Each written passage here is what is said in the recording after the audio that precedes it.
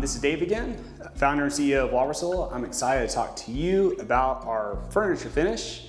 It is primarily tung oil. It's a tung oil based product. There's also safflower oil.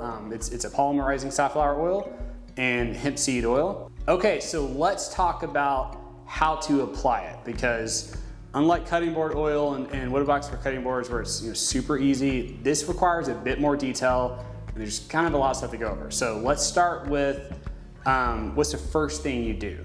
Okay, I would sand, if you're just starting from scratch, sand it down to about the bare minimum 120, but I usually say 220. Do a sand wet sand method. If you've never heard of that, what you do is you sand down 220, spray it down with water, hear me out, let it dry, okay? Now what that's gonna do is raise the grain, all right? So you know how sometimes if it's like a not really well finished piece of wood, it feels kind of fuzzy after you wash it, this will raise that grain, and then you knock it down again at either 220 or 320.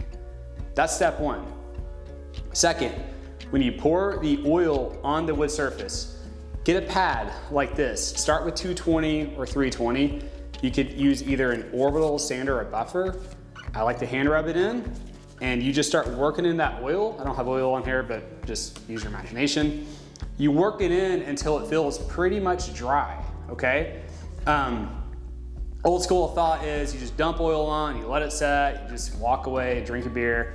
Well, if that does work and you can get away with that, but to have like the best finish possible, you wanna work that oil in to the wood pores. You come back the next day, you crank it up to 320 or 400, you do it again.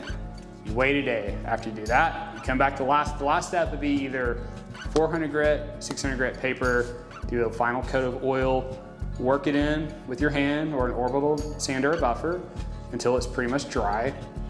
Get all the excess off. It's gonna feel amazing, I promise you, it's gonna be amazing. The higher the grit you sand at, the smoother it's gonna feel.